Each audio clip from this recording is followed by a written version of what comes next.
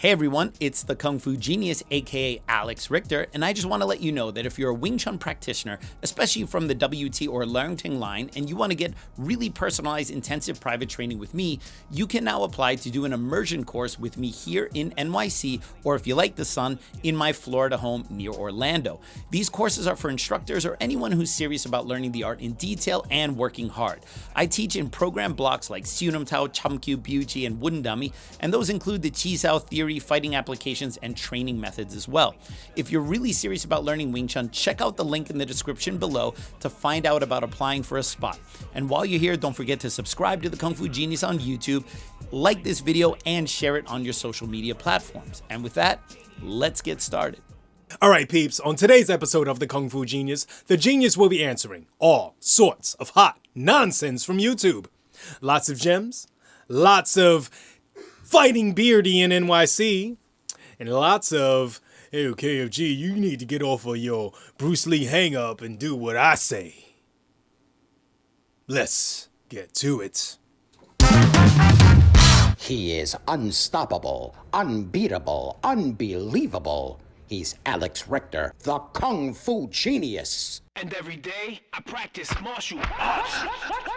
Watch out! Word is, I'm a Kung Fu genius. Practiced all day like a genius.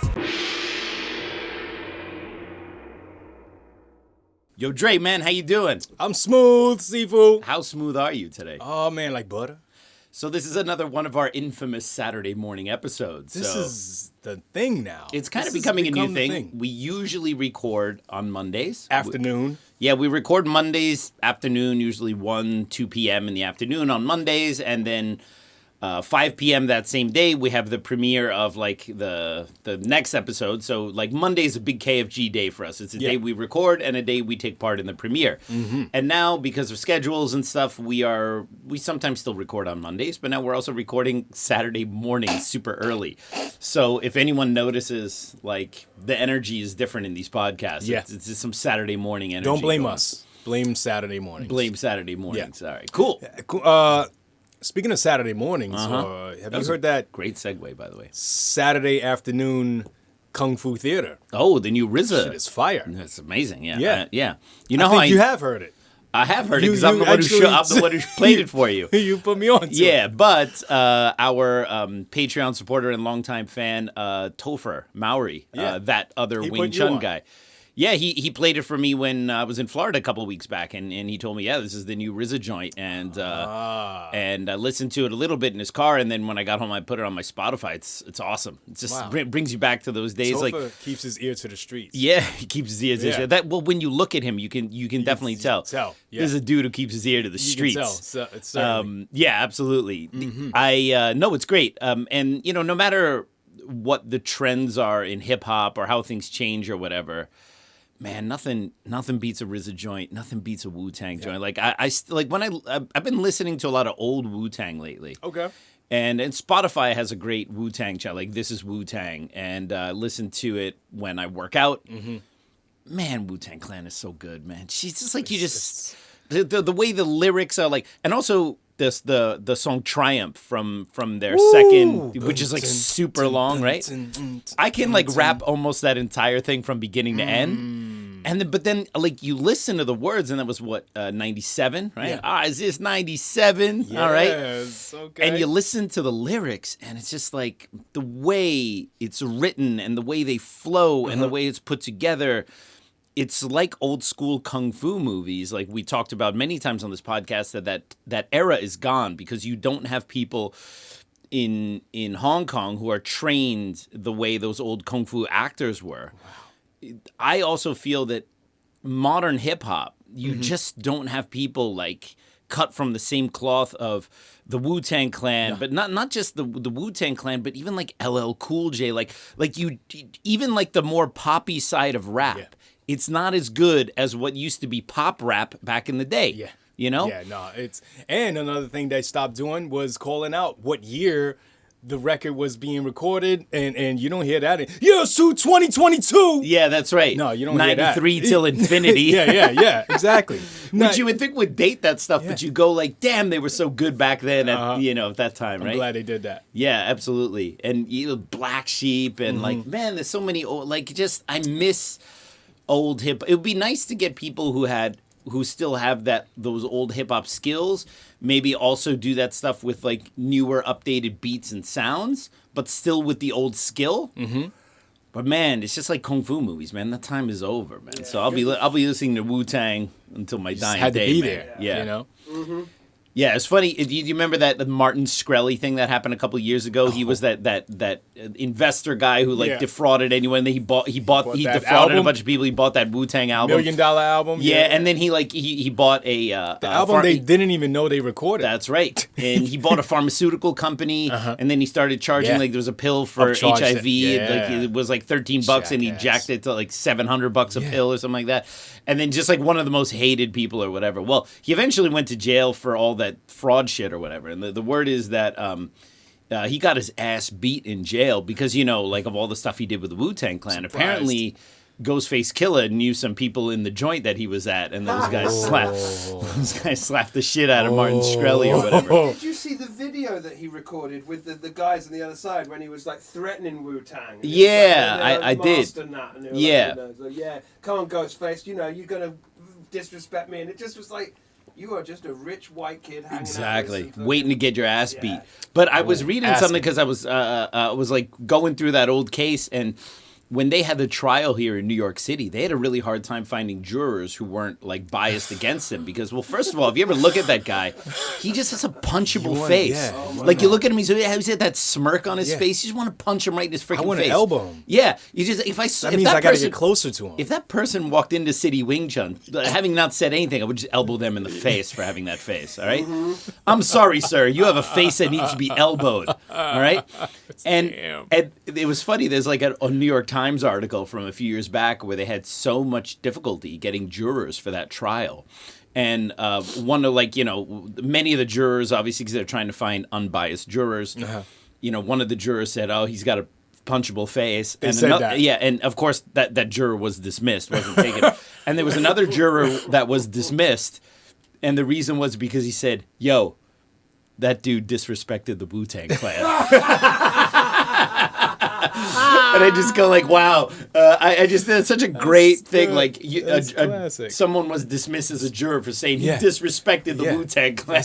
That's it. You don't do that. No, you don't. You absolutely don't do disrespect the Wu. In like the Mount Rushmore of like NYC hip hop. Yeah. One of those faces is like all 9 faces of the Wu-Tang Clan. Cluster. Yeah, cluster, right?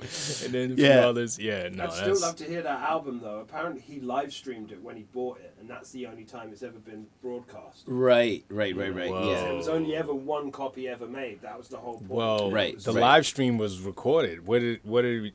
I'm sure you'll probably find bits of it on Reddit, but you'll also have to see his face. And I'm sure he probably talks over it as well. Oh, yeah, sure. I mean, he probably commentates on this thing that he has no business over. Yeah, what a dick. All right. So anyway, what you got for me today, Dre? Wow. I almost forgot we have questions today. Yeah, we're just going to talk about hip-hop. Yeah. I should make another podcast called The Hip-Hop Genius. Hip-Hop Genius. Yeah. Which would actually be you. No, all right? I am not. I would be the Dre in that episode. You would be the Hip-Hop Genius.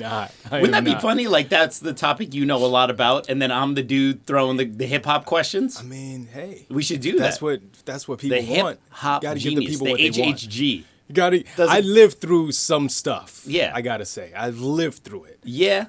And you have for some reason I can recall some of those things. Who, Guru? Yeah, don't you have a Guru story? You know about the Guru story? All your stories. I told you about the Guru. Dre, unlike you, the stories you tell me, I retain that shit. God. Yeah, right? I can keep you infinitely entertained because you have about a 30-minute shelf life to any story I tell you. It's too good. Yeah, that's being generous, according to Mikey Deane. Too good. I can keep telling you the same shit I've been telling you for years. But no, man, dude, when you tell me those stories, man, I listen. I remember that stuff.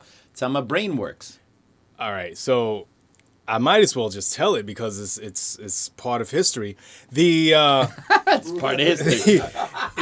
we were all out, me and my fellas. Yeah. You know, we were all out, and we would hang out at. By the way, Guru's the legendary Yeah. hip hop artist for the 98% of our podcast listeners who don't know who Guru is. Gangstar. Gangstar. With DJ Premier, one of the That's what's illest of like the ever. And then Work out to Guru and, Yeah. and like just put Gangstar on playlist and just that's the Yeah. stuff right there. Gangstar's awesome. Yeah. so we were out at the neighborhood pub. You know, There's and always this one is of those. Upper West Side, you know, and it was called the Highland, or I can't remember, High something, right? High And- AF. Yeah, high as fuck. So we are there, and there was this little cute bartender. I can't say her name, but Can't say her name. everyone was smitten over this Right. awesome bartender. Right. Which is, you know, normal. Yes. It's a bunch of guys at a bar. She's back and forth, Right, pouring right. drinks. Now, is Whatever. it you can't say her name because you're keeping it quiet, or because you just can't pronounce it? I cannot say it. There's another Trust story me, there. We're gonna there's- tell that there's story. other. We're gonna tell no. that he's gonna tell us that story after the podcast. No, All I right. will not. I will not. I would never. It was tragic. All right. Tragic. He's definitely telling us the Tragic. story afterwards. It's tragic. But anyway, we ended up hanging out that night, me and this young lady, and we ended up taking a walk to Central Park, and then we ended up back on the Ave for some reason. And I'm talking about the Ave, not the Avenue, but I would say Columbus Avenue. Okay. It's actually where we went. Ended up on a stoop. Yes. It's like 5 a.m. where sun is actually no, not yet. It's still dark. I remember now. Okay. And Guru comes over and asks us a question. I don't remember exactly what the question was, but the randomness of it was enough for me to be like, time out, bro. Like, Right, he yeah. just comes over out of nowhere. And, Right. And yo, y'all like a quarter. You got like a quarter? Yeah.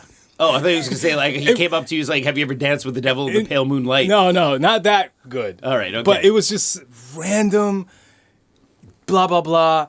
And we answered it, and he left. And I was like, wait, time out. Was that the Guru? Was Right. that like... right.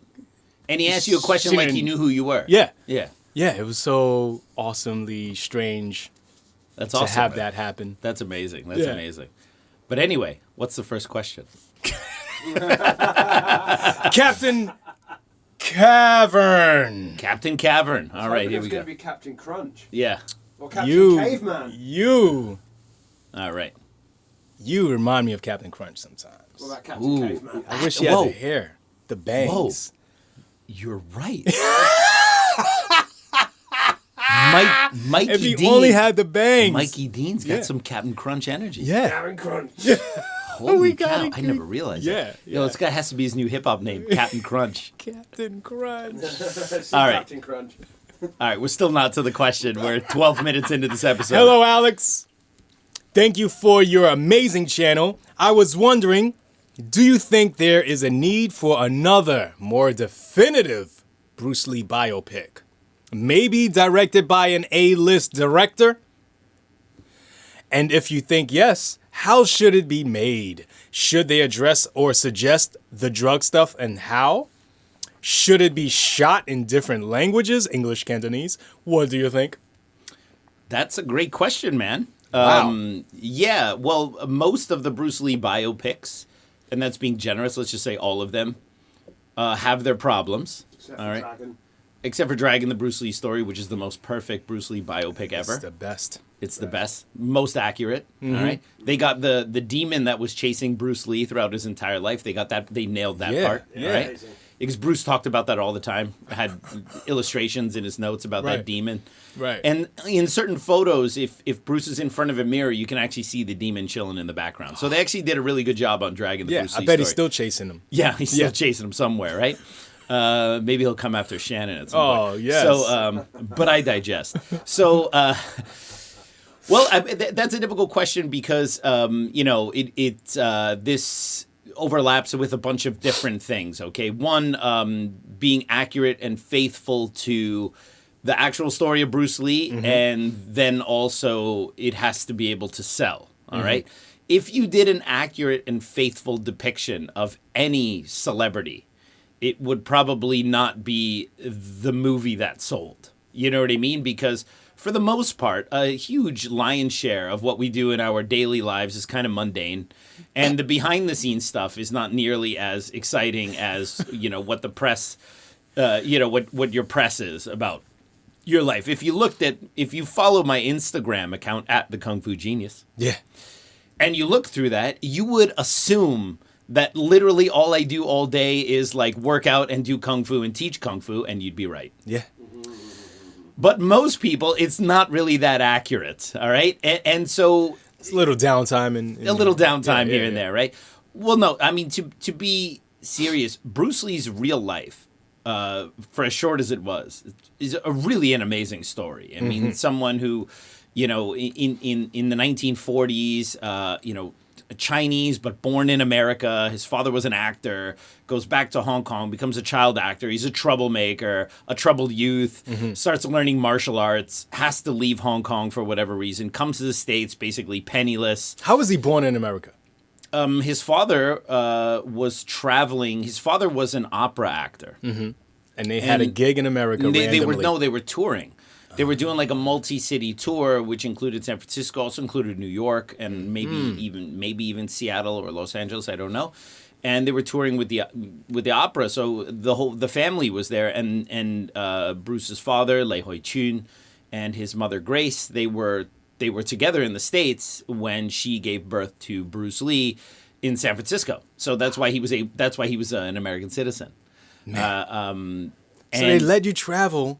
I guess they were there for some time in San Fran. Yeah, well, I mean, think about it. This is 1940. Yeah. All right. So no planes, really. No, not really. Not commercial. Straight boating it. Yeah, straight boating it. So so if you're gonna take a boat from Hong Kong to this, with that belly. Well, also if you're gonna take a boat from Hong Kong to the States, you're not gonna come back 3 days later. Right. You know what I mean? You're gonna stay there for a little bit. So they were on tour. And that's why he was born there. So that already alone makes it interesting. I mean, basically, he grew up in Hong Kong. He's a Hong Kong Chinese citizen, but because he grew up there. But he was born in the States, and then he comes back penniless, starts teaching martial arts to some enthusiasts, has this challenge fight, which kind of changes some of his ideas, gets to be in a TV show, faces all this adversity in Hollywood, goes to Hong Kong, becomes this huge star, seemingly right at the edge of world stardom, and then dies. All right? That by itself is an amazing story. And every time they try to depict him in a biopic, let's say drag in the Bruce Lee story. Well, no, it's not that. I mean, look. Or they embellish a part or two, if you're going to make a 2-hour movie, all right? Movies have to be written in a 3-act structure, all right? That's just the way it is. If you want an audience to watch, you have to have that 3-act structure, and there has to be some resolution at the end, and all that kind of stuff, right? You can tinker around with that formula sometimes, but for the most part, it's a basic formula. So you're going to have to make creative choices. You cannot tell a 32-year story in 2 hours, okay? So obviously you got to leave stuff out, you got to glance over stuff, and you might have to change stuff. So I'm not saying like that a biopic, that it would be possible to be totally faithful in a 2-hour biopic to anyone. It would be impossible. It's just not enough time. You would have to gloss over so much stuff. But that's not the main issue, because that you just have to accept as a given, all right? Unlike the Yip Man franchise, they had 4 movies to tell Yip Man's accurate story. Oh, yeah. You're saying they Pinpoint. All right. Well, that's kind of funny. I mean, technically, they made 4 movies. They could have made something much closer to his real life with all the drama and tribulations and all that stuff that Yip Man went through. But no, it's 4 completely fantasized stories about someone named IP Man, right? With Bruce Lee. So my problem with all the biopics is not that you can't shove everything into a 2-hour movie, that we understand. The problem is they usually portray Bruce Lee as some variation of the characters he played in his movies. So when you look at Dragon the Bruce Lee story, it's supposedly telling his real story with all the adversity and stuff, but he's basically like a kung fu movie hero in his own movie. In his own story, so to speak, right? And when you see that fight scene in the beginning when he's like fighting all those sailors in Hong Kong, which is why he had to leave, it's done in such a cartoony way. It's basically he's just like a kung fu movie character. Okay. And so they cannot distinguish between Bruce Lee the persona and Bruce Lee the real person, even though they try to humanize him in that movie. It's just he's still kind of so over the top, right? Now, Dragon the Bruce Lee story, in my opinion, it's a good movie. Like, it's an entertaining movie. It's well written and it's dramatic and it has that amazing score. That music was later borrowed in other bigger movies, but it came from Dragon the Bruce Lee story initially, and it was fantastic. But if you're a Bruce Lee fan, you're throwing your shoe at the screen for most of the film. By the end of the movie, you have no shoes left. All right, they're all chucked at the TV, right? And so that's kind of like my rating for films now. All right, it's like, did I throw one of my shoes at the TV or did I throw both? All right. When I watch Dragon the Bruce Lee story, I throw the shoes I'm wearing, and then I start taking shit out of my closet to throw out of at the TV screen, right? So that's TV. That's basically the problem with those things. Now, Bruce Lee, my brother, I feel is perhaps the most accurate of all the biopics. I've seen this. Yes, and some people don't like that movie because it's not an action movie. Well, guess what? Bruce Lee's life was not an action movie. All right, action life, and it does have fight scenes in it, and it does have some action in it. All right, but it tells Bruce Lee during his time in Hong Kong before going to the States, and it's really quite accurate about his relationships with other actors. Because he was a childhood actor and like his friends and even a young Unicorn Chan and all that kind of stuff. And it's a little bit more on the dramatic side. And they did a good job like depicting what his home looked like growing up. It was the place on Nathan Road, which I showed you, which is a mall now. Yeah. That home, in there, that would be the house that would have been there. And it was quite large because Bruce's, although Bruce's father was kind of, Chinese opera actor, had some prominence in Hong Kong. But the reason why Bruce's father was able to essentially get them into middle or upper middle class in Hong Kong is because during the Second World War, during the Japanese occupation, Hong Kong was in like a depression economically. And however, the Japanese liked Cantonese opera for some reason because they considered it a very traditional art form. Oh, right. So the Japanese, when they occupied Japan, would have the Cantonese opera actors entertain them. And so Lei Hoi Chun, his father, was still able to earn a living during the Japanese occupation. And what he did is he bought a couple properties when they cost nothing during that time period. And then after the Japanese left, and then after the Second World War, all of those property values went up. Oh. So suddenly he was like kind of a semi-rich landlord, and that's how he actually made his money. And that's why Bruce grew up in a kind of upper middle class upbringing, why he wasn't living in like one of those super tiny ass Hong Kong apartments. He actually had they weren't like crazy rich, but they had servants and they had an okay life, right? Yeah. So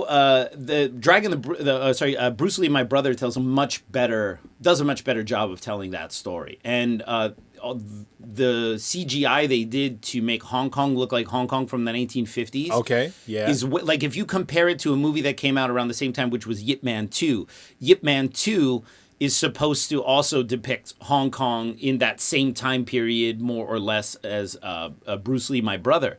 And when you see Yip Man 2, you can 100% see that this is shot on a soundstage in Shanghai. You could, and especially if you've been to Hong Kong, even though the Hong Kong of today looks nothing at all like the Hong Kong of the 50s, as kind of a Hong Kong nerd, when I watch Yip Man 2, I go, this is a movie studio. This is a movie studio. When you see Bruce Lee, my brother, you go, yeah, this, when you see the old photos of Hong Kong in the 50s, yeah. They did such a good job doing that. And the movie didn't really get a lot of press, especially here stateside, because... Oh, I wonder why. Because Shannon Lee killed it. Because she had nothing to do with it. And even from what I understand, threatened...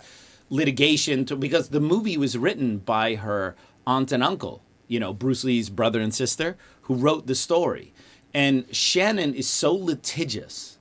The story is that she's threatened to sue them about even daring to write a movie about their brother without her authorization. She was like 3 years old when her father died.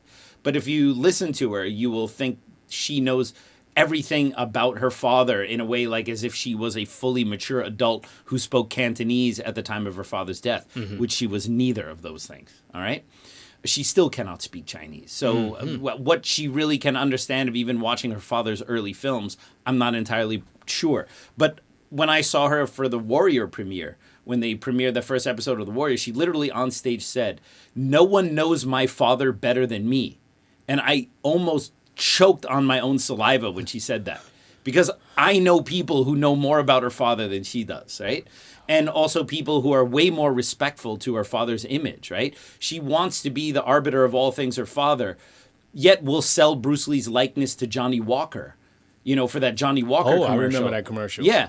Bruce, some people say he drank a little bit later, but some other people say he didn't drink. But to add insult to injury, he frickin' spoke Mandarin in that commercial, okay? So when Shannon wants to talk about respectful depictions of her father and sells his likeness to Johnny Walker so he could speak Mandarin, which he did not speak in real life, to a mainland Chinese audience, I'm sorry, all right? That is the definition of selling out. Meanwhile, there are real fans out there who really know stuff about her father. They have serious projects they want to do, and she's selling Be Water flip-flops on BruceLee.com.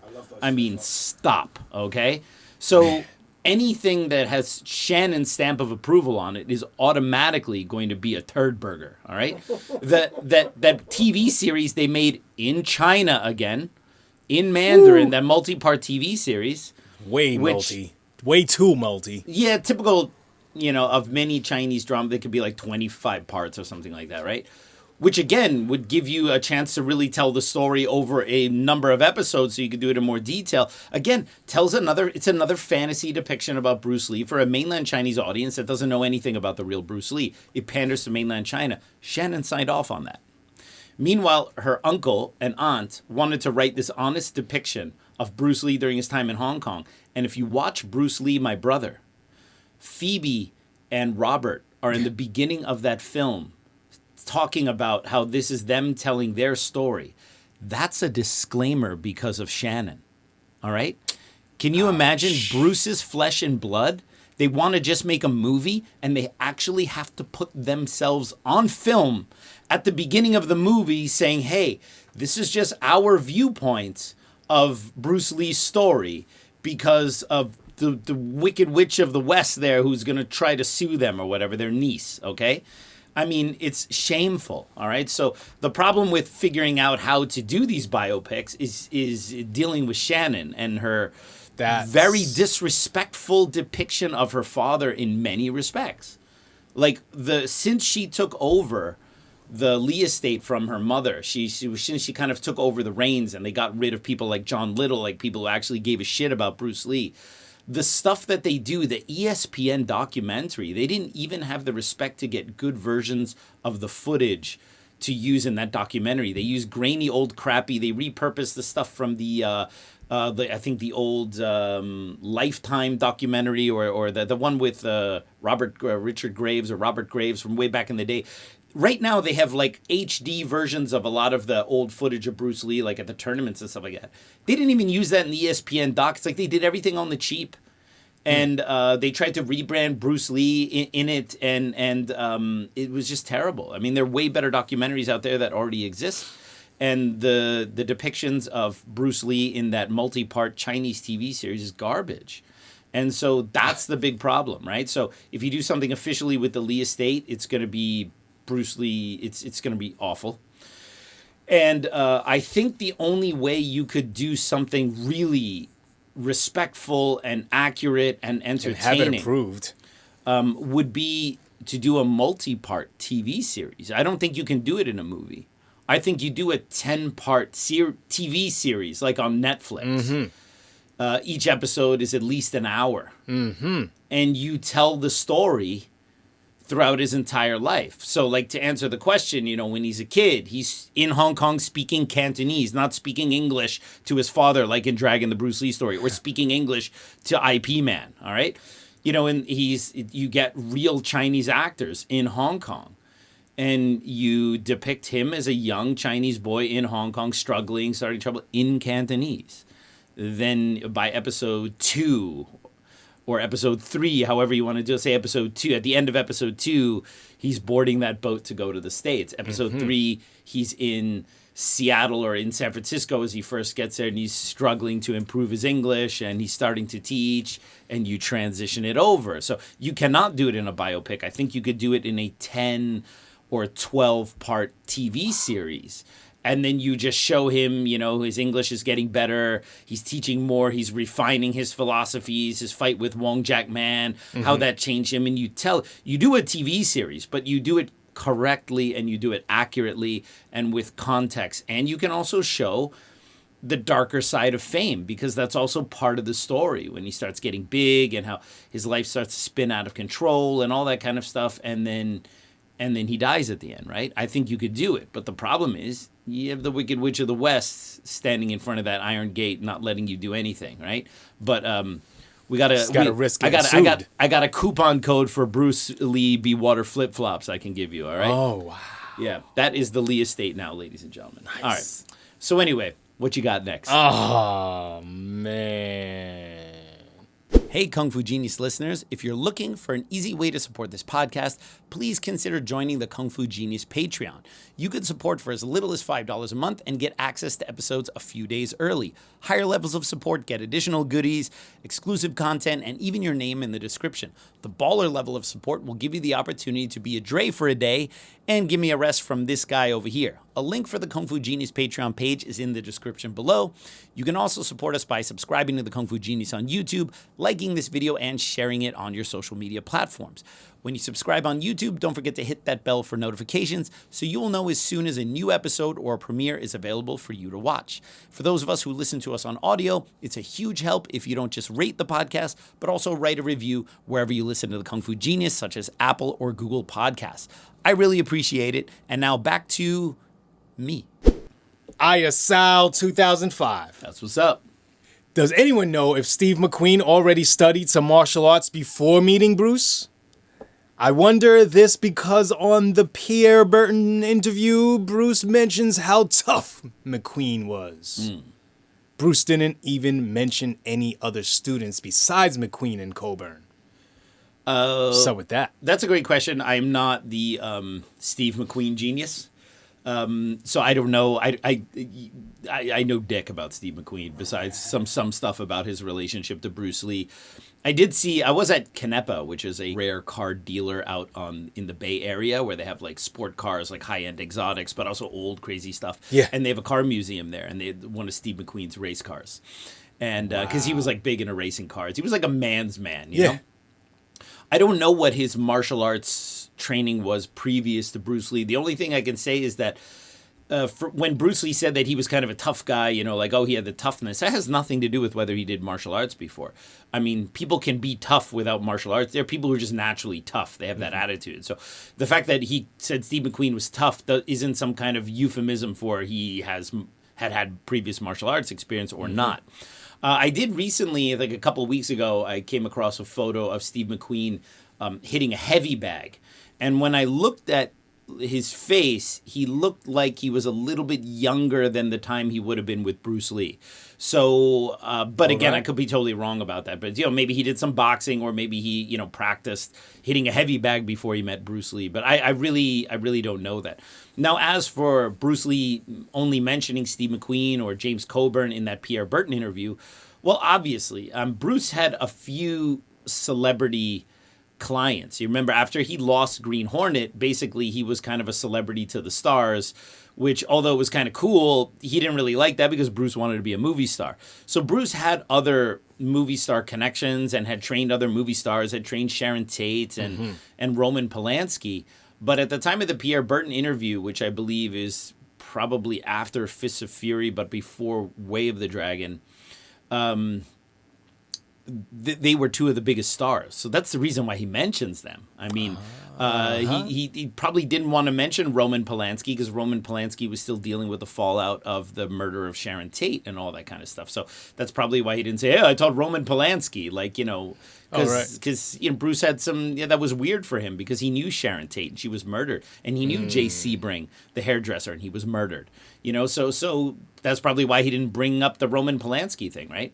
But Steve McQueen, I mean, to be fair, I think it was actually Pierre Burton who first mentioned Steve McQueen. Steve McQueen is like the big action star at that time. He was like I've never seen a Clooney Steve of that. McQueen movie. Yeah, you should watch Bullet.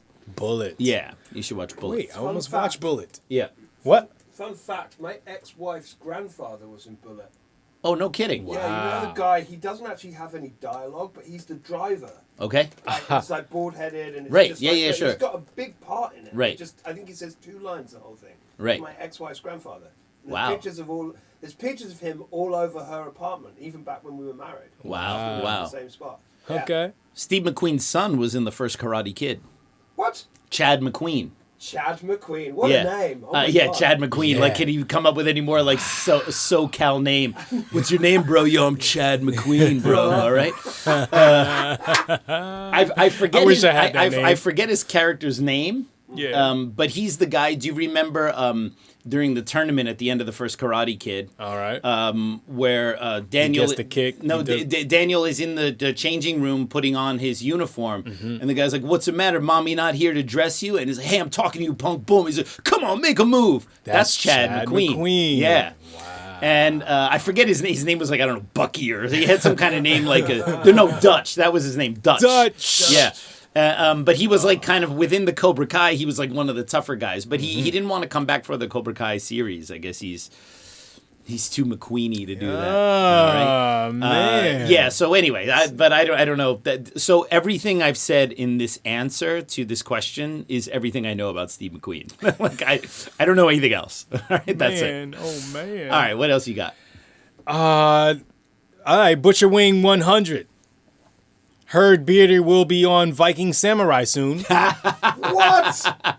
What? Yeah, that's a joke. All right, That's not a joke. All right, Nah. all right. Nah. Viking Samurai. Viking Samurai wouldn't joke about that. No, Viking Samurai is dead serious, man. Yeah. Anyone who talks about Van Damme and Seagal regularly is Van Damme serious. All right. Damn. The Viking Samurai channel. I mean, I'm sure You were on that. No, actually, I have not been on the Oh, Viking Samurai you were on channel. the other guys. Which were the Fat Samurai Fat guy. Samurai. Yeah, yeah. Okay, my bad. My bad. No, I have not been on Viking Samurai. I've chatted with him a couple times. He's getting people like Jean-Claude Van Damme's son, and he gets people who are like stuntmen who are in movies who tell like the behind the scenes, like the Seagal LaBelle story and stuff like that. So, although I consider myself a very entertaining storyteller, I don't know what Viking Samurai and I would talk about except fangirl about blood sport and kickboxer like for an hour. So, yeah, it's something. But I have talked to him a few times. You've been to on every the gram. location of that movie. Yeah, I can tell him something about like Yeah. the Kowloon walled city, like where the tournament supposedly was and stuff like that. But he's already had Bay Logan on there, who knows way more about that kind of shit than I do. But if there is a way for me, like if there's a topic for Viking Samurai and I to talk about, then because I've been chatting with him a couple times on the gram, and we're like, like people keep, because he told me like people keep recommending that I go on there, people recommend that he does something here. So at some point I think as this podcast continues to grow, I think I see more collabs coming down the pipe. Same thing with Golden Bell Training. I was just chatting with him today. He was giving me some great tips because he's like killing it on YouTube. I'm killing it on the gram. Those two guys are killing it on YouTube. We got to like combine like Voltron to get this thing to work, right? Go. It would be funny. Well, I mean, first of all, Beerdy is, and somebody actually corrected me. I thought, I kind of hear something Finnish, perhaps something Scandinavian in Beardy's accent. And someone told Like my accent. Yeah, exactly like your Definitely accent. like mine. And someone told me, no, he actually thinks Beerdy is Dutch. And then I started thinking Dutch about from Karate Kid 1? Yeah, it's Beerdy is Chad McQueen. That's crazy. That's how Chad McQueen's been earning money. He has a super monetized fake ass Bruce Lee channel where he just makes shit up about Bruce Lee. All right, and he calls himself Beerdy, and he posts photos of other people saying that that's him having trained 12 hours a day. Chad, really? Yeah, now we You had know. to go- We figured it out. This is our internet sleuthing at its finest right Detective. here. So no, not quite. Not that Dutch. No, from Holland. And I listened to it again, and I think that I think it might be right for sure. Beerdy is European, some type of European. All right. But the gag is the only times he's ever showed himself were in those headless photos of him training like Bruce Lee, of which we did reverse Google image searches on and found out that these were actually photos of fitness trainers, two different fitness trainers. Not to mention, you can also tell the difference in the nipples, which we talked about there anyway. So the whole thing about Beerdy doesn't even show himself in his videos. And he has a fake real name, Bernard McAllister, and a fake bio that he was an IFC champion. And I scoured Sherdog.com and found no IFC that has anyone named Bernard McAllister. So the gag is that the dude is just not real. He'll never show himself because he's obviously a fraud. He's just a disembodied voice making shit up about Bruce Lee. So, but it would be very funny if Beerdy went on the Viking Samurai channel. We actually saw this guy, right? Wow. So anyway, what else you got? Culture Kai. I think Beerdy would knock you clean out. Whoa, this is not a question. I know, these are trolling comments. These are trolls. Great, yeah. It's funny because I talk shit about, who the hell listens to Beerdy? Yeah. Who goes oh, that's an interesting take about this story that, Taki Kimura insulted Bruce Lee, and that's why BruceLee beat him up blindfolded. That has nothing to do with that was part of the demonstration. Beerdy is not even good at making up Bruce Lee stuff, right? But there are some people out there who are like, ugh. And I think there's some people out there who actually believe that those photos of him in that training video are actually him. Yeah. Or that he is actually some MMA guy, right? Yeah, well, here's the thing. I would love for the chance for Beerdy to knock me clean out because I would love to actually see what he looks like in person. Yeah, that would be so special. Beerdy, if you're out there, 1024 6th Avenue, New York, New York. It's right in Midtown. It's very easy to get to. Yeah. You can go to Grand Central. You can go to Penn Station. Take You the can go to Port Authority. NRW. Get off at Times Square. Get off at Herald Square. Yeah. Doesn't matter where you are. You can get here super easily. Easy. If you want to actually come and knock me clean out, 1024 6th Avenue. I'm usually here every Saturday. You don't need to make an appointment because you're freaking Beerdy. Just show up. All right? Actually, no, send us an email because sometimes I'm not in town. It would be very disappointing if you came in here and I wasn't in town. that would suck. Just let us know. I will make sure I am here at the time you come here, and I'll give you the chance to knock me clean out. But here's the funny thing. Yeah. All right? Even if Beerdy, all right, was a strong dude, a good fighter, and could knock the KFG clean out, it doesn't mean one fucking thing he says is correct. so here's the thing that people don't understand. It's yo, Beerdy could knock you clean out. It's yo, first of all, he's not a real dude. Yeah. He's a disembodied voice and a fake story, all right? Yeah. Second, if he knocked me clean out, that doesn't prove anything. That doesn't mean that him thinking Dan Inosanto is a guy named Grandmaster Baxter is now suddenly correct. Wow. The idea that if someone can beat someone else up, their opinion is now correct. Okay, all right. That would be awesome if that would happen. That's what I always like to go deeper. It's okay, fine. Let's say this hypothetical, this Dyson hypothetical of Beerdy showing up, and he knocks me clean out. In that alternate universe where this coward actually shows his face, because he'll never show his face, knocks me out. Does that now validate the fact that Dan Inosanto isn't Grandmaster Baxter? Or that when he does a demonstration and throws him, that was him giving an inch punch to some Kempo Grandmaster? Or that Taki Kimura insulted his own Sifu and that's why Bruce beat him up blindfolded at a tournament? Wow. I mean, it literally doesn't matter. Beerdy could wipe the floor with me. And he's still a fucking liar. I was about to say, all right. This whole section gave me severe Iron Man 3 vibes. Really? Iron Man. because you were doing the whole Tony Stark thing where he talks to the Mandarin in the camera and then throws the camera away. That's what's up. Yes. Wow. By the way, a couple times when I've been to Hong Kong, people ask me if I was Robert Downey Jr. Yes. No. So one time I was getting a foot massage, and random. the guy who's massaging my feet kept looking at me. Yeah. Like, And, kept looking up at you like strange, like, Yeah, and then he said to me in Cantonese, if I was Iron Man, but I didn't know in Cantonese. I didn't know what Iron Man was in Cantonese. So he kept asking me if I was this, like, and I'm like, I don't know what that is. So I had to look it up, and I looked, it was Iron Man, and then I looked, and at that time my beard was a little bit more trim, like, and I was like, oh, I said yes. That's lit. Yeah, I studied the real Wing Chun. That's right. Did Yes. he want take a photo with you at least? No. No. He took a photo with my feet. It was kind of weird. it's Yeah, weird. He's like, Yeah, I yeah, got and then he Iron put Man's it. feet. Then he put it on the wall. All right, Iron Man's feet, not Robert Downey Jr. Iron Man. Iron Man's feet. Yeah. All right. Cool. What else you got? What else you got for me? Next up, Dyson. Wow, that's a bit early. What do you mean Is it early? Yeah, what? Yeah. What's the episode about? 40. We're like 40 minutes into the episode. It's already a Dyson. He says, yo, bro, I'll totally blow your chest out with an inch punch. How did Dyson manage to make it sound saucy, not violent? Yeah. First of all, it's not a hypothetical. He was on a roll of asking good questions, and now he's back to talking shit. Yeah. Well, The theory that Beerdy and Dyson are in fact the same person, I think is starting to hold more and more water by the week. you think so? I think so too. I think it's like That would be weird. I think he knows that if he kind of wrote That stuff means by we his saw own account- Beerdy.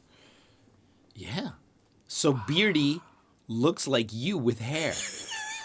Really terrible hair. And you slapped him so easily. You know, Yeah. now I'm not worried at all about No, Beerdy you knocking shouldn't. me You clean shouldn't out. be. Yeah. That guy, you pulled that hand back, all right, from Southern California. Yeah. You went over the Yucatan Peninsula, past Texas, past It was- Florida, It traveled Past 3 time Pennsylvania. zones. landed in Toronto, and he just stood there He did take like it like punk. a champ. He did, all right? Just like Chris. Kinda. It, Yeah, no, he but was I sti- no, he slapped was him still so hard his shirt changed. That's right. You If you slapped him noticed so that, hard yeah. he started wearing a sweatshirt. That's what's known in the industry as a continuity error. If you guys go to @ the Kung Fu Genius on Instagram, it's already now quite a few weeks old. Yes, and yes. look at Dre slapping Dyson. You'll notice that after Dyson gets slapped by Dre, he goes from wearing a black long sleeve shirt to suddenly having a blue sweatshirt on. yeah. And then there was someone in the audience who was shocked who was also wearing the same blue sweatshirt. That was the dude right there. Yeah, it's crazy. That crazy. was the dude. Yeah. All right. so Next there you up, we got Mike Shang. Mike Shang in the house. Bruce Lee versus Chen Sing. That would have been interesting. That would have been interesting. So, and what Mike Shang is referring to here is from our last episode, or not our last episode, a couple episodes ago, the last live episode that we did. Oh. I talked about that in the original treatment for Way of the Dragon, Bruce Lee did not have the idea of having either Chuck Norris or Bob Wall in the final fight scene. Also, by the way, a lot of people didn't know about that live episode. The number of people sent me messages are like, oh, how come there was no episode that week? Episode 66, I believe it is, right? Yeah.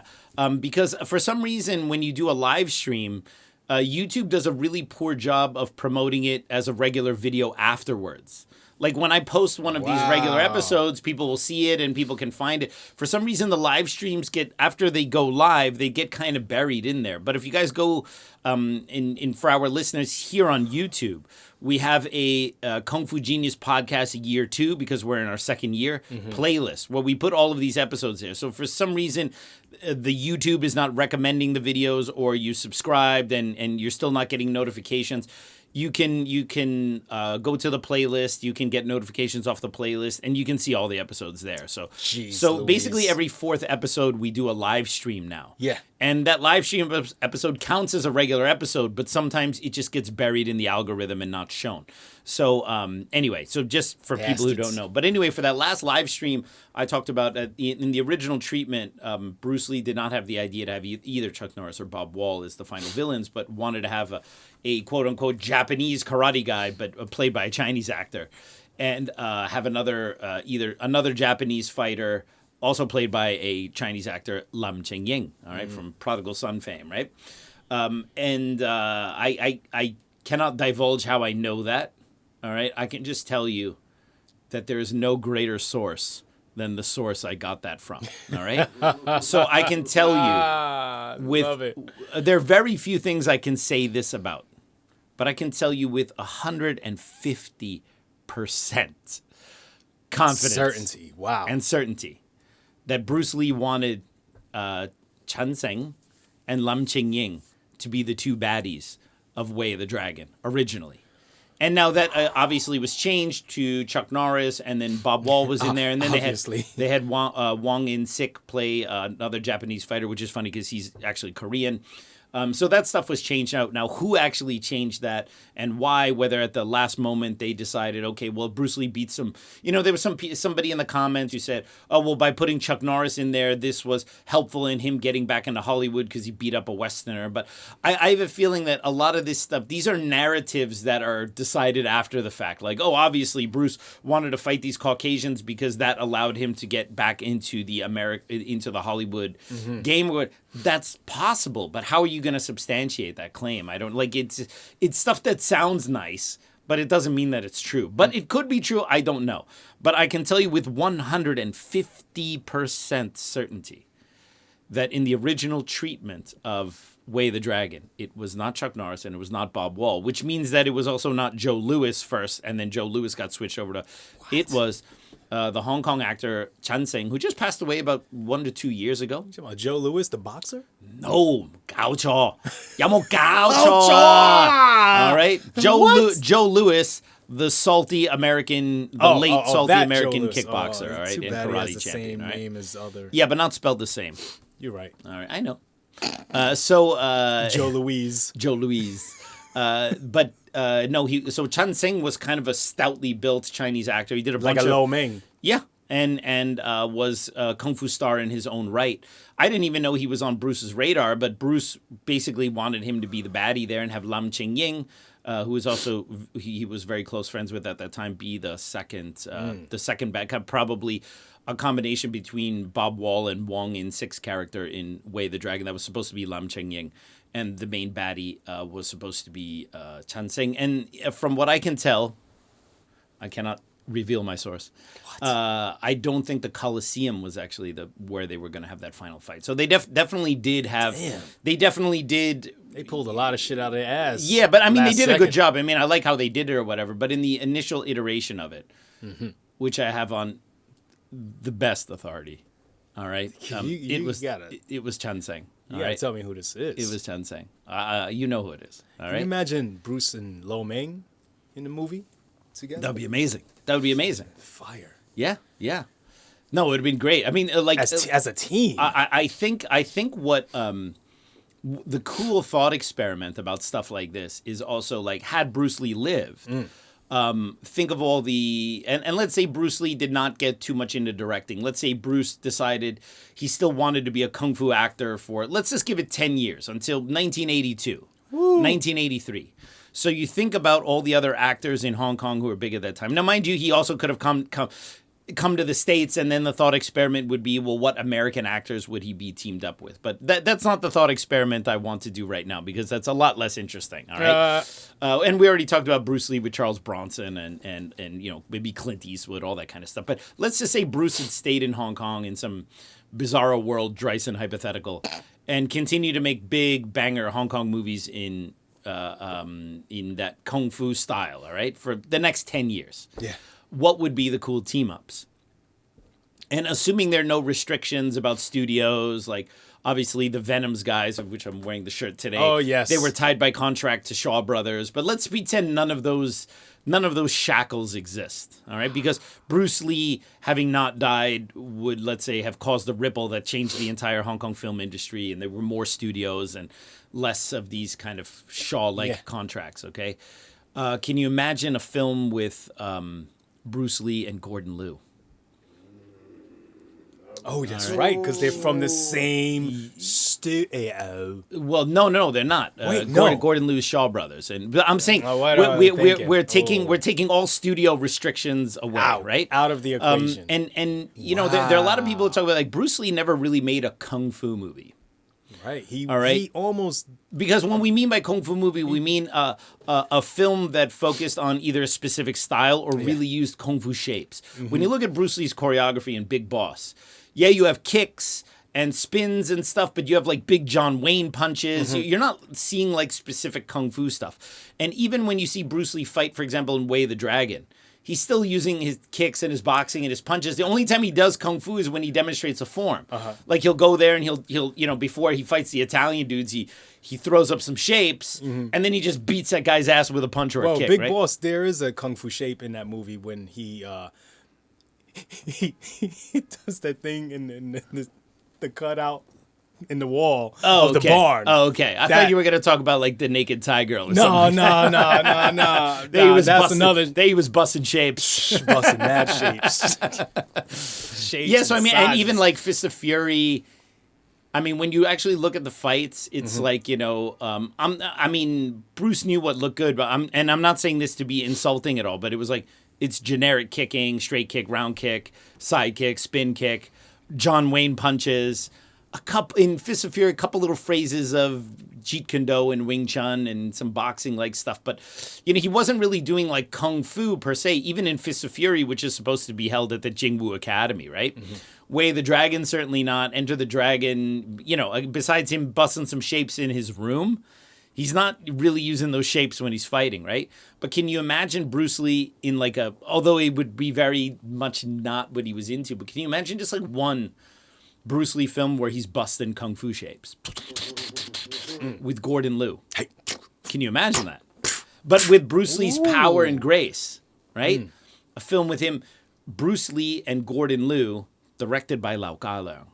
I mean, like, I want to go to the alternative, like Doctor Strange dimension where I can see that universe, right? Yeah. Can you imagine more Bruce? You know, Bruce fought Sammo Hung in the beginning of Enter the Dragon. Can you imagine a Bruce Lee Sammo Hung team up? Especially knowing how good Sammo Hung is at imitating Bruce Lee's fighting style. Can you imagine? Wow. You have the Hong Kong version of the movie Twins. Interesting. Like Twins with Arnold Schwarzenegger and Danny DeVito, and it's Bruce Lee and Sammo Hung. All right, and they both fight exactly the same, but like you got the heavyset one, and then the one that takes care of his body and stuff like there's so many potential. Obviously, man. Bruce Lee and Jackie Chan, Bruce Lee and Lo Mong, teaming up with all these different directors, and then think about Bruce Lee getting older. Imagine Bruce Lee in a Wong Kar-wai directed film, like the guy who directed Grandmaster. Like, imagine Bruce Lee in that kind of much more artistic style, modern, like, in something like the Grandmaster, but with Bruce Lee. All right?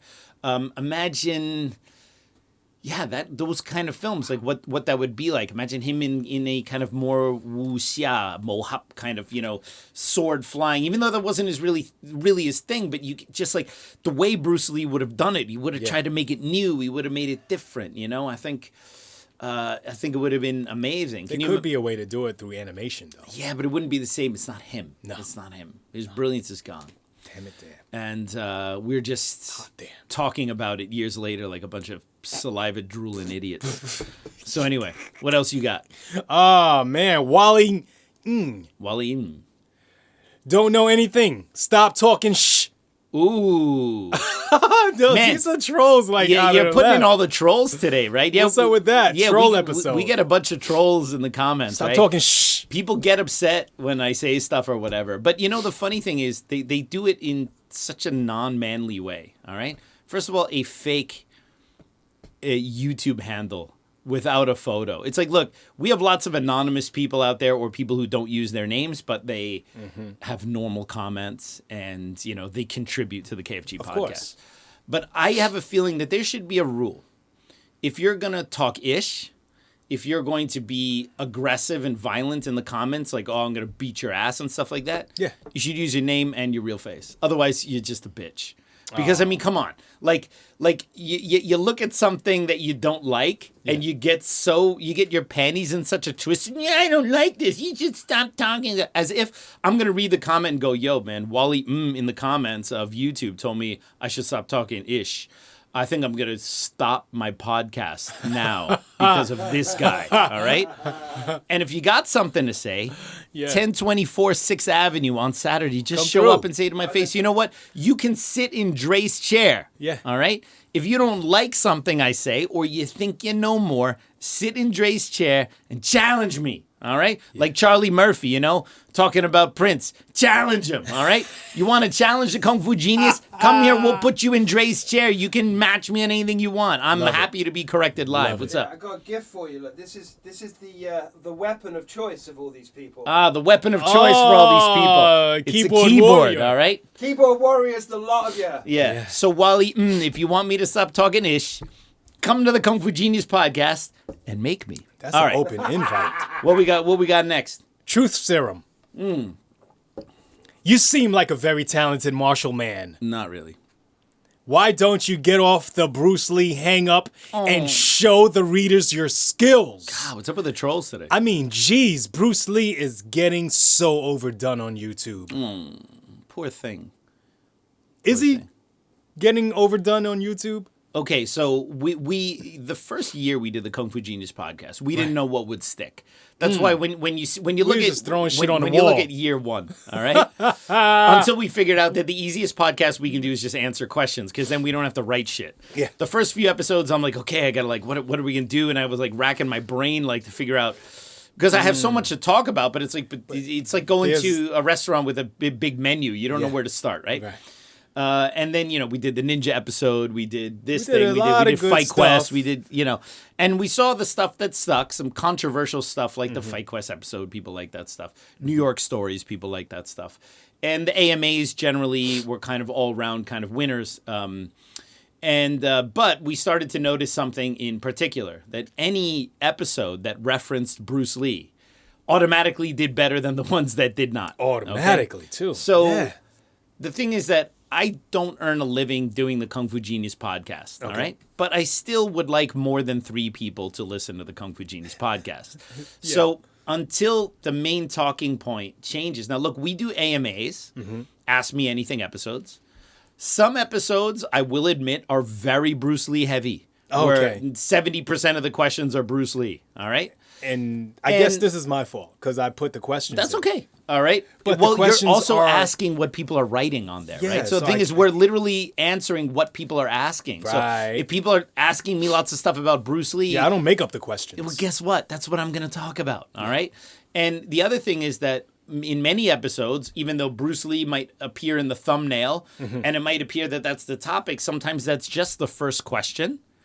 It's about Bruce Lee, and some of the other questions are about Wing Chun and training and about this, that, and the other thing. Yeah. But if you don't listen to the whole episode and you just go by my thumbnail, you would think that I'm only talking about Bruce Lee. Even when it's not true, I'm just mostly talking about Bruce Lee. But But Mikey Deane. But the truth is, we are responding to what the audience wants. All right, people are not asking about Leung Seung, all right, or Leung Ting that much. People are asking about Bruce Lee, all right, and so, it's always funny, like he's, I know this commenter. He's I call him a 50-50er. He's like half positive, half talks shit. And but again, another guy who doesn't go by his real name. I think he recently changed his name. He used to not be Truth Serum. He used to be Peter, but maybe he was afraid we'd figure out who he was or something like that, right? So and like I get it. I mean, he's actually being complimentary to the podcast, which is great. All right, but then it's still like, people cannot resist like being complimentary and then still giving you that backhand compliment in there. Like, what do you say? I have a Bruce Lee hang up. Okay. Do I have a Bruce Lee hang up? You spend more time with me than many people here at the school. When we hang out and we talk kung fu, all right? Okay.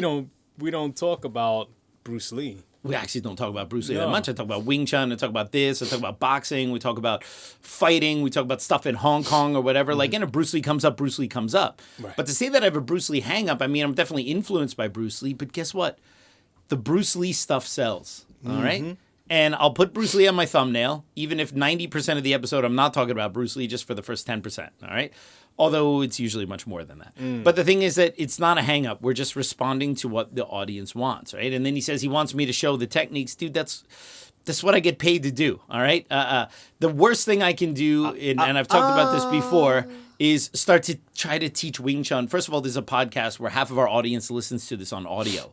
Yeah. So for me to go like, all right, let's discuss. Not Let the me show you how platform. Bong Sao works. All right. When half of this is a podcast. A podcast is more or less an audio format media. All right. It's just that we also film it while we do the talking bit and throw that on YouTube so that people can watch like a us bonus talk candy about it, thing. right? Yeah. Yeah, it's like a bonus candy thing. But like get to see our but we are mostly faces. mostly on audio. So how am I going to teach and show movements on an audio podcast? Second of all, that's what I get paid to do. Yeah. All right. This I just do because I like having conversations about Kung Fu and Bruce Lee and martial arts and Wing Chun and all that kind of stuff. But people come to 1024 6th Avenue to learn martial arts from me. And that's what I do. And everyone's like, well, you show your techniques. Why? All right. The people who come to this school know what I can do. And the people who watch this podcast just want to be entertained. They're not going to see me show Bong Sao and they go, I'm going to fly to New York and learn from this guy right now. Yeah. So Wing Chun teaches us to be efficient. And it's not an efficient use of my time to teach Wing Chun on a podcast, first of all, for the hope that someone is then going to somehow come to New York to learn from me because they like how I teach Bong Sao, right? It's not worth the stress of going, well, my school, we do the Bong Sao. Like, I don't care. I literally don't care. All right. So I'm not going to like, it doesn't make any sense. All right. If you want to learn from me, no one is stopping you. All right. Plus, I also teach online through Zoom. You can go to citywt.com if you want to do private lessons with me virtually. We do all that stuff. All the links for all that stuff are in the description below. I've had a few people in the comments, someone in the YouTube comments goes, yo, what style do you teach? All right. Which I'm like, if you watch one full podcast and you don't know what I teach, it's possible. There could be an episode where I don't explain it. You teach Bruce Lee style. But if you just scroll down into the description, all right, then you might see something. So anyway, I don't know. I'm always blown away by how people use or not use the internet still. Because I consider myself a total idiot. But if I watched a podcast and I didn't know what style the guy taught, I would like, one, look at the description, and two, just put that dude's name into Google. Okay. And then you'd be like, oh, okay. Instead of like asking like Googleable information. I always find it's a little kind of rude. But anyway, what do you got? Lazy. Let me, I guess the trolling is done. Okay. Are you upset about that? A fun little segment. We have a real question from JP Steve's Hannah. Who's Tito? Who's Tito? Oh, because I always say, calm down, Tito. Calm down, Tito. Calm down, Tito. Yeah. Well, it's usually Tito Jackson because he's the least talented of the Jackson 5. All right. But I didn't think you would say it. But it could also be Tito Ortiz, who's kind of a meathead. Okay. All right? Tito Ortiz, there are funny videos online of like Tito Ortiz, like saying stuff that makes no sense. Like he'll just kind of ramble on and say, they went there? Yeah, so because he's like put... when he does press conferences for fights, he will like always put his foot in his mouth and say stuff that like in his head sounded cool but didn't sound cool when it came out. The origin of Calm Down Tito is that actually it comes from one of my students. He was rushing in the subway. And it's funny. I told the story so many times. I don't know this story. It was a very old story. I had told the story so many times. At one point, I thought it had happened to me directly. But then I thought it was like, no. Actually, my student Zach told me this story. Yeah. My student Zach, who's an actor, he told me many years ago when he was training with me in New York, he was rushing to class. Yeah. Because he was late. And he's rushing in the New York subway at rush hour. And while he's rushing, he's like he tries to avoid bumping into this guy. And the guy looks at him and says, "Hey, calm down, Tito." or slow down, Tito, or something like that, right? Yeah. And he said like he was just like so it just kind of caught him that some dude called him Tito. And then he told me that and I thought it was the funniest thing. Best. And then ever since then I use it whenever like someone is kind of being obnoxious. It was like, hey, calm down, Tito. Because it's one of those things that if you say to someone, people don't know how to respond. Right. Like, what? Like whenever you tell someone something that they have to think about, like, wait, was that an insult? Like, what does that mean? What does that and by the time they're kind of chewing all that fat in their gone. head, you're already gone. I love that stuff. Like, I live for those kind of moments, right? And I think that, when someone's being weird or whatever, you say, hey, calm down, Tito, and you keep walking, that's one of those things, right? So it's not Tito Puente. No. It was. No, if it was Tito Puente, that would be a compliment. Calm down, Tito Puente. All right? It's like he playing the drums real fast. Yeah, he's one of my Cuban boys. Come on, that's Tito Puente. All right? You're like, hey, calm down, Tito. We're not talking about that Tito. Not that Tito. We're talking about the worst of the Titos. Okay? Tito Jackson and Tito Ortiz, probably. I think all right? Tito Puente is the same birthday as me. Oh, really? Yeah. Same 420. Oh, yeah, that's easy birthday to remember. Yeah. All right, so it looks like we got probably time for a couple you're more. lying. Couple more. All right. How in the heck? All right. All right. Let's go. Sifu Cuddle. Oh, our good friend, Sifu Bryan Cuddle from the Choi Lei Fut style. Yeah. Yo, KFG and the crew. That's what's up. I have a Bruce Lee. Hey, wait. Hey, even a Choi Lei Fut guy's asking a Bruce Lee question. So, yo, to Truth Serum out there. Hey, take it easy. Calm down, Tito. Yeah. This is proof. All right, proof. I have a Bruce Lee /martial arts question. Ooh, lots of slashes. I love it. I love it. Slashing shit left and right like crazy Eddies. Yeah, word. And Andrew, feel free to Oh, you giving Andrew more work now? add some. Are you literally? Are you telling Andrew how to effects. edit this episode? No, but it would be cool. Giving if directions. that, Andrew is already overworked as it is. He has his own channel. He does our stuff. Sometimes I throw other stuff for him to do. And now you're literally on the episode telling him how to edit the episode. I'm just asking because it says Bruce Lee /you martial arts question. What a dick. Yeah, what a dick. What a dick. Hey. No. You can't use it on me. No. You can't use it. Take it easy. Yo. Did you see this? Do you see this? That was called a mental bong sound, okay? What? You threw that shit at me. I sent my hand forward. I absorbed. I moved out of the way, and I let that thing slide to the side, all right? Careful, there's going to be a mental bridge built towards. That's right. Yeah. It's going to happen. Yeah, I can still kick you under this desk, all right? Right, your foot's Yeah, right here. I know, my foot's right there. It's ready to go. Hey. All right? All right. There's the Bruce Lee quote. Before I learned the art, a punch was just a punch, and a kick just a kick. After I learned the art, a punch was no longer a punch, a kick no longer a kick. Now that I understand the art, a punch is just a punch, and a kick is just a kick. Yes. I love that quote. This seems to be a common cycle for martial artists, especially in TCMA. Mm-hmm. Traditional Chinese martial arts. Because I know you didn't know what that was. I did not know. I can tell by how I've known you for so long. I can tell by looking at you when you're reading something and you don't. I just know. You don't know what TCMA is, all right? With all the mystique and fanfare, when they see beyond the fancy names and philosophies and get a more grounded perspective of the art, do you recall the moment of clarity when a punch was just a punch again? You guys are always a great listen, and I look forward to the next episode. Awesome. I'm also looking forward to the next episode. All right. No, that's great. That's one of my favorite quotes. And I also have the sneaking suspicion that Bruce Lee read that quote. He's probably not really the originator of it. It's probably something from Zen or something from some Asian philosophy that he was reading, and he just changed it to a punch and kick, but it could be something else, right? But this is kind of the cycle of competency when you're learning something, okay? So when you don't know something, you have you are unconsciously incompetent, all right? Meaning you don't even know that you don't know, all right? So when you were a kid, before you learned any martial arts, someone say, hey, punch that guy, you would just punch.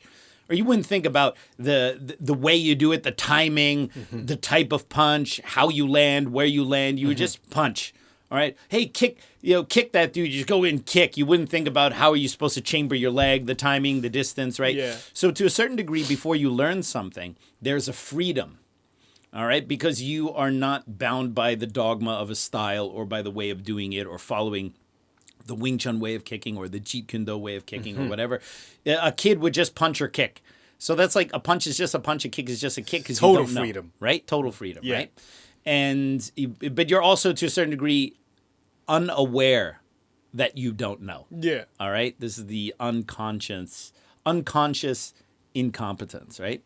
And then you start learning how to punch and kick properly. So you go to a martial arts class or a boxing class or kickboxing, whatever your chosen style is, and you learn, okay, actually, you shouldn't just punch the way you've been punching. You should put your hands here by your chin or put your hands forward in a Wing Chun Zhongzhou or in the JKD, whatever it is.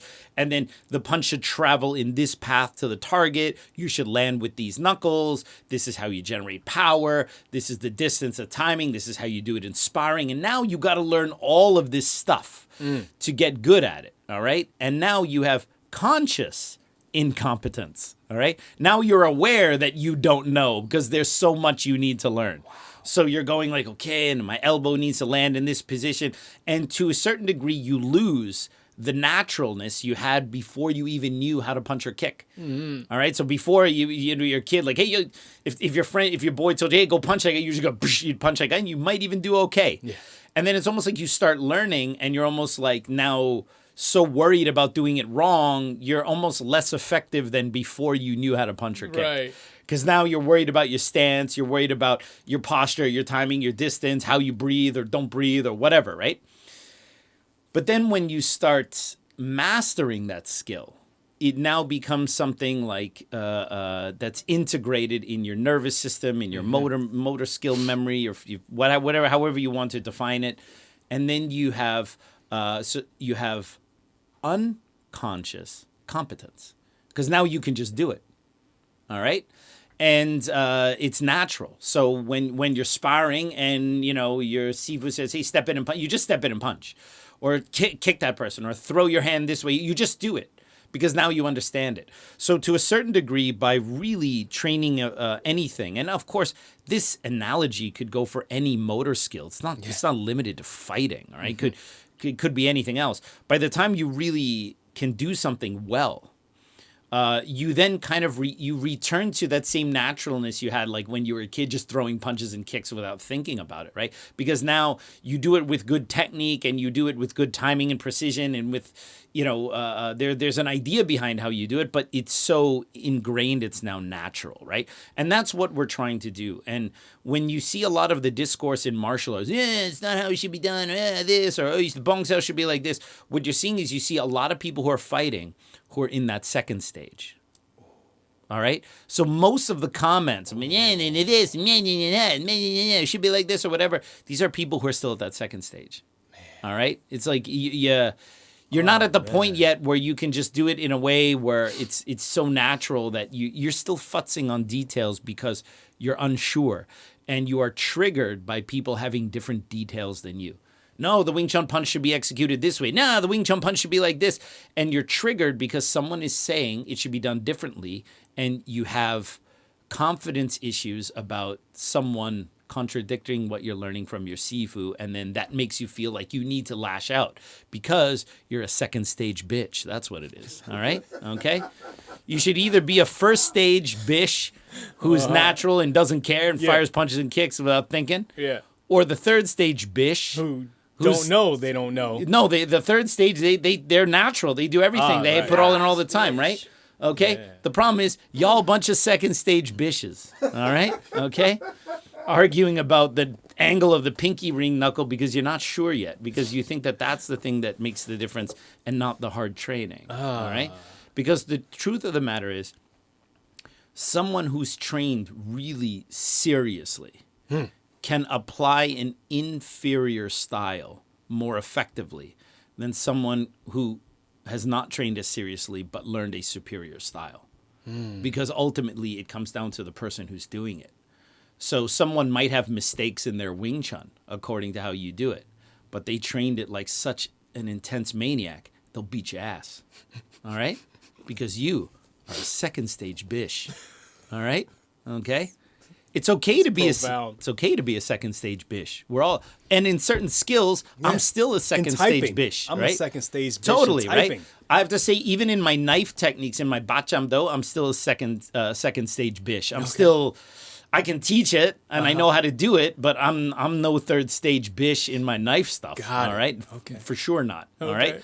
right. Not if I were on the battlefield and really had to fight with the bachamdo, I'm gonna get cut up. I'm not quite there yet. All right. I mean, I probably nick a cut. I'll probably survive, but I may be missing digits or missing half an arm or something like that, right? Okay. But I would venture to guess most other Wing Chun sifus are also. I'm like the that same. in driving too. Yeah, exactly. yeah. Right? But think Second driving stage. is a perfect analogy, right? Especially if you're a real man who knows how to drive manual, yes, thank you. Of course, you got your driver's license in the UK, right? No, I actually got my driver's license here. Oh, I learned to drive in the UK. Oh, you learned. So you had to learn manual, right? Yeah, Because in most of Europe, you have to learn, I think, on manual. Yeah, because the thing They is, they put a special thing on your license if you only drive automatic, like you have like a red hat over your photo, like loser. It says What? it's got a big L on it because you only can drive automatic. Yeah. pretty much. It's also more expensive to learn automatic. That's even though true. it's That's easier to true. do, 'cause they My want dad to- told me that he did his license in Germany. Obviously way back in the day. And, Yeah. I don't even think they had manual transmissions back then. But I know that if you cannot drive stick, I think on your driver's license they put a funny red hat on you with a big L on the top for loser. Yeah, pretty much. All right. Even in German. All right. It's L for loser. It's universal. deep. All right. Yeah. It's L for loser or D for disabled. Yeah. So, but learning how to drive manual, all right, like a man, is the perfect kind of 3-stage thing about like the punch being just a punch, kick being just a kick, because when you're a kid and you're in the car and someone's driving manual, like, oh, they're just driving. You're not thinking about all the things that are going on. It's like, oh, that's just how the car works. Yeah. Then you start learning how to drive manual. I know you have to depress the clutch and put it into first gear and then slowly release the clutch while you put the gas on, make sure that it hooks at the right bit, and then you go then and learning how to shift, and then you got to learn how to downshift, and then you got to learn, how to properly manage shifting in actual real world driving, right? And there it's like their shifting is not just shifting and driving is not just driving because you have to watch out for traffic and shift this car, right? But then once you're able to do it, all right, you can be sipping Starbucks, talking on the phone, arm hanging out, shifting, driving the streets of San Francisco up and down and not even thinking twice. And that's when you reach that level of, shifting is just shifting. Yeah. Like when you were a kid watching someone else do it, right? So you have this 3-act structure with competency in pretty much any kind of skill. And that's all I got to say about that. All right, everyone. Well, I hope you enjoyed that episode of the Kung Fu Genius. As always, don't forget to subscribe to the Kung Fu Genius. Hit that bell for notifications. Like this episode. Share this episode. And if you have questions for a future Ask Me Anything, go ahead and put them in the comments below. And as always, I'll see you guys next time. Word is I'm a kung fu genius. Technique speaks for me, not lineage. Forget Jet Li, cause I'm the one. Many call me seafood, but to you I'm sea gung. And I produce masters. You surpassed us. Your kung fu stiffer than corpse and caskets. City Wing Chun is the house I built. Violate the gate, then your blood gets spilt. Alex Richter, always the victor.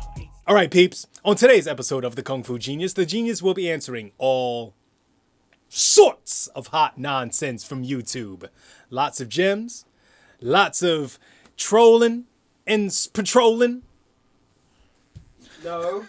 Lots of scrolling and Lots of patrolling and trolling. Lots of fighting Beerdy in NYC. Oh. Yeah. In 67 episodes, Dre's gotten the intro correct on, I think, 2 or 3 of them. Only a first take Jake on, on a blue moon, 200 take Tom.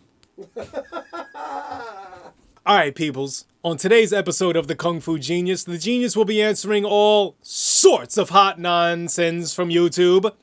Lots of gems, lots of fighting Beerdy in NYC, and lots of, ew, KFG.